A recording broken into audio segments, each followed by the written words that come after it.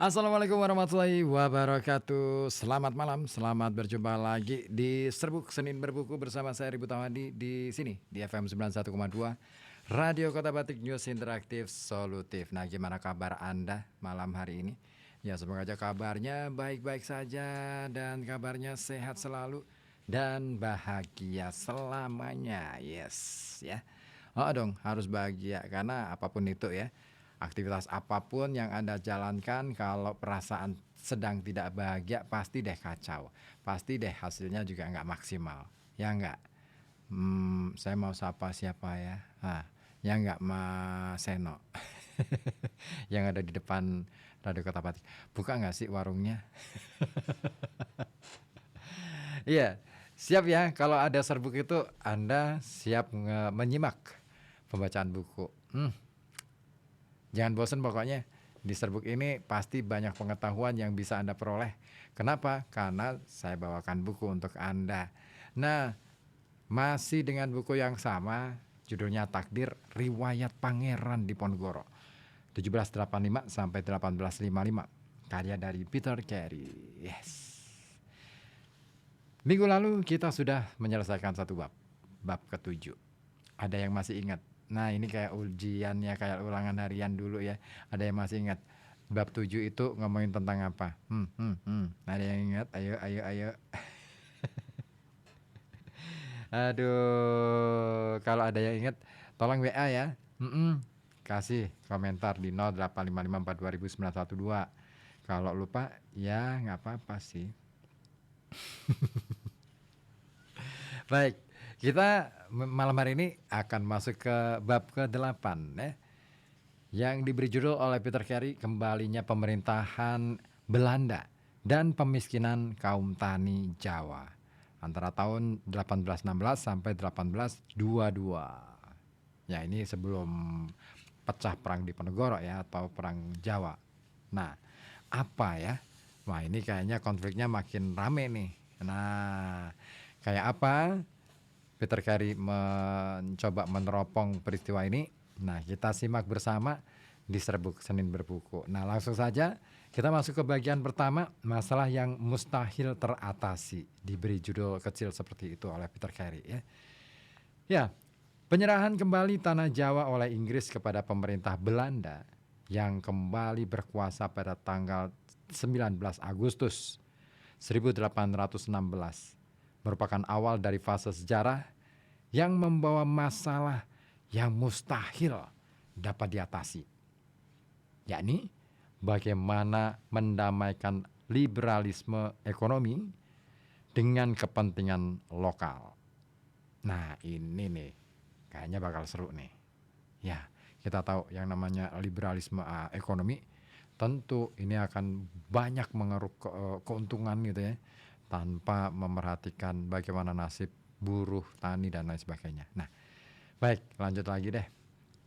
Gubernur Jenderal yang baru, Van der Kapellen, yang berkuasa antara 1816 sampai 1826, yang sungguh berniat melindungi penduduk pribumi dari eksploitasi asing, mencatat dalam buku hariannya di tahun 1824 bahwa kolonialisme Belanda tidak bisa lagi maju terus hanya dengan profit sebagai satu-satunya tujuan, tetapi juga berkewajiban menjamin kesejahteraan rakyat. Masalahnya adalah bahwa pemikiran Van der Kapellen ini muncul terlalu cepat, terlalu dini, hampir 1 abad dari waktu yang seharusnya. Nah, dalam tahun-tahun menjelang pecahnya Perang Jawa, pendulum keseimbangan antara para spekulan pengusaha dan para perintis etnisi seperti Van der Kapellen ini masih kuat berpihak kepada yang pertama. Dan sebetulnya dorongan untuk itu datang dari pucuk pimpinan tertinggi Belanda, sebagaimana Raffles sendiri mencatatnya setelah pertemuan dengan Raja Belanda yang baru, Willem I, pada Juli 1817 di Brussel. Raffles mencatat begini, Raja itu dan para menterinya yang terkemuka memang bermaksud baik, tetapi mereka sangat menginginkan laba, dan laba itu harus sekarang juga untuk membuat kebijakan liberal bisa berhasil di bawah kekuasaan mereka. Itulah tulisan Raffles. Nah, percakapan yang diduga imajiner saja antara Diponegoro dengan Crawford tentang tipe residen Belanda macam apa yang sebaiknya menjadi pengganti residen orang Skotlandia itu, yang telah lama bertugas sejak masa VOC ataukah seorang pendatang baru dari Eropa, menunjuk pada kenyataan yang sedang terjadi. Arus masuk tak terbendung dari para veteran perang Napoleon dan mereka yang mengadu nasib yang sekarang datang ke Jawa untuk memulihkan dalam tempo sependek mungkin urusan mereka yang runyam di negeri asal, sehingga mereka nanti dapat pulang ke rumah dengan kantung penuh uang. Orang yang baru datang segera menjadi buah bibir di kalangan keluarga blasteran di Batavia, tatkala mereka melihat gelombang pendatang baru yang tak dikehendaki itu, yang kehadiran mereka memberi sinyal perubahan-perubahan dalam masyarakat Hindia Belanda menjadi negara birokrasi atau Binnenstad di kawasan tropis. Dan ini bagian yang kedua, residen yang menularkan gaya hidup Belanda. Wah, ini nih, tambah seru lagi nih. Nah, sekalipun residen baru Belanda, Nahuys van Burges bukan orang baru di Jawa. Afiliasi politiknya termasuk generasi pasca 1816. Sama seperti rajanya di Belanda, Nahuys mempunyai pandangan dan visi yang sangat jelas tentang kebijakan-kebijakan ekonomi apa yang cocok diterapkan di Hindia Belanda. Ia banyak melakukan pendekatan untuk meningkatkan jumlah penyewa perkebunan asing di tanah-tanah wilayah keraton. Dalam hal ini, ia seorang liberal dan berdiri sebagai oposisi terhadap kaum konservatif seperti Van der Capellen dan penasihat utamanya H.J. van de Graaf, sang momok koloni Hindia Belanda itu. Pandangan-pandangan Nahuys yang kuat tentang soal ini, di mana sering terselip kepentingan pribadinya juga, sangat mewarnai masa kepemimpinannya sebagai residen. Kegemarannya omong besar, ditunjang oleh kepribadiannya yang bertipe koleris, juga membuatnya berbeda dari Crawford, pendahulunya yang bergaya pemikir. Ia sama sekali tidak punya minat intelektual seperti Crawford dan tidak terlalu tertarik mendalami kesusastraan Jawa. Namun, ia memerintah. Ia menutup kekurangannya dengan ketegasan dan kemahirannya dalam memerintah. Willem van Hogentorp yang menilai tinggi dirinya menggambarkan dia sebagai seorang yang mampu memutuskan sesuatu dengan tegas namun tenang.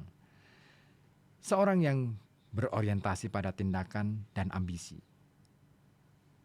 Reputasi Nahuys yang gemar akan gaya hidup bon vivant, suka berpesta pora dan poros, begitu terkenal. Van Hogentorp memberikan gambaran yang begitu hidup tentang suasana salah satu jamuan makan malam Nahuys yang digelarnya di Surakarta. Dan berikut kutipannya. Saya berkesempatan mengamati Nahuys dalam segala glamornya, dan saya dapat merasakan betapa luasnya dia bergaul dengan kaum pribumi Jawa. Selama 3 jam terus-menerus, ia mampu membuat tamu-tamunya tertawa terbahak-bahak, dan setiap bersulang, ia mampu membangkitkan kegairahan untuk mereguk minuman dengan sambutan yang begitu meriah. Kontras dengan pendahulunya yang jauh dari minuman keras dan pesta pora, tidak perlu dicari-cari lagi. Jamuan malam, makan malam di kediaman Residen Crawford yang datar-datar saja. Tidak ada kegembiraan yang meluap-luap selama masa tugasnya di Singapura, menjadi bahan pergunjingan di kota itu. Bila masalahnya adalah pada soal mengumbar semangat yang meluap atau menahan diri dari segala kenikmatan dan hura-hura, pilihannya bagi Diponegoro menjadi lebih mudah. Saat membandingkan Nahwis dengan Crawford, Pangeran jelas memandang rendah Nahwis. Dalam babatnya, ia mengatakan Nahwis sebagai residen yang hanya suka makan dan minum-minum serta menularkan gaya hidup Belanda. Ia juga mencatat dengan nada penuh keprihatinan betapa banyak kaum muda kerabat Sultan yang tidak lagi mengindahkan larangan Islam karena mencontoh Nahwis yang suka bermain judi dan minum minuman keras. Sekalipun cita rasa minuman keras bukanlah barang baru di wilayah kerajaan, terkadang Diponegoro menyukainya juga. Tabiat para wakil Belanda pasca 1816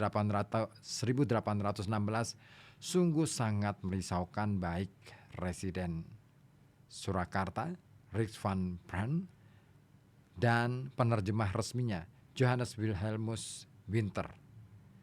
Akhirnya dipecat dari jabatan mereka dan dibuang dari Jawa Tengah Selatan karena menerima banyak sekali suap dengan menjanjikan jabatan di Keraton Sunan kepada sejumlah orang.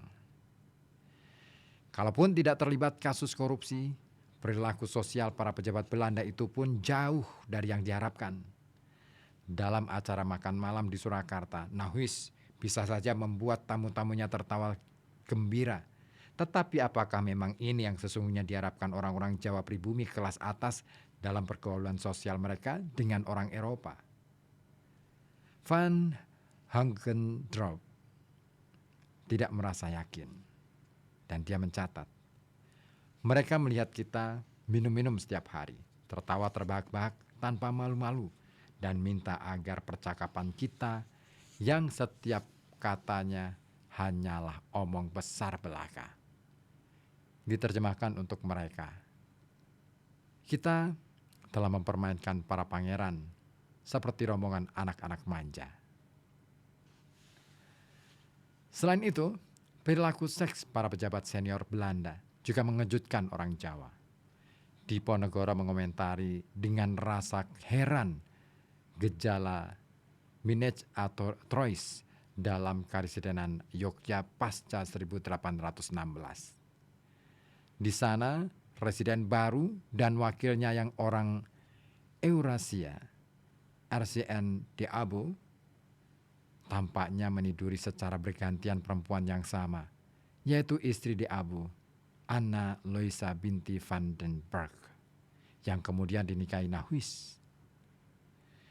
Bermain asmara dengan istri pejabat bawahan adalah satu hal, tapi menggoda dan mengambil ibu anak-anak ningrat Jawa adalah perkara lain lagi yang turut merisaukan. Namun hal itu tampaknya menjadi norma umum yang berlaku di antara para pejabat Belanda di Jawa Tengah dalam tahun-tahun menjelang Perang Jawa.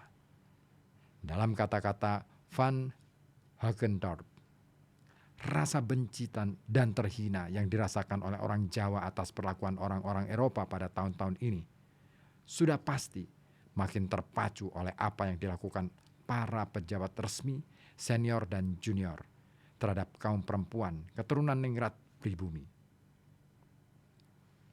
Salah seorang kerabat Diponegoro, penghulu utama atau pejabat agama senior Rembang, kelak akan menyebut kebejatan moral ini sebagai salah satu dari 4 masalah kunci yang harus dibereskan Belanda sebelum Perang Jawa dapat diakhiri.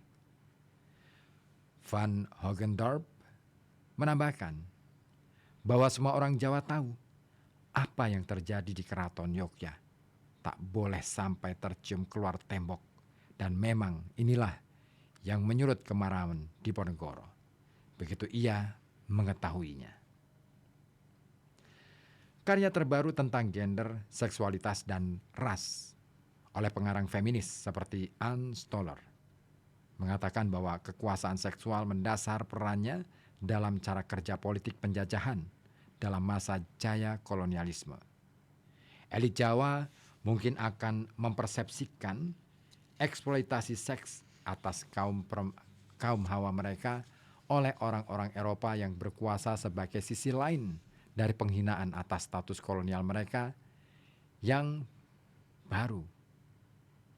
Tetapi mungkin juga mencerminkan perubahan-perubahan yang terjadi sejak pertengahan abad ke-18 ketika hubungan itu masih setara. Di sini orang akan teringat pada Panular, Pak D-nya Diponegoro. Dalam babat yang ditulis Panular, ia mengatakan bagaimana ibunya, seorang wanita asli dari Blambangan, diserahkan kepada Sultan Mangkubumi di Keraton sebagai hadiah dari Gubernur Pantai Utara Jawa yang fasih berbahasa Jawa, Nicholas Harting. Dalam rangka balasan atas pemberian pribadi Sultan pertama yang berupa istri tidak resmi yang sangat ia sayangi. Karena Raja Yogya itu mengakui kemahiran diplomasi dan jasa gubernur itu dalam memecah kebuntuan lewat perjanjian Chianti.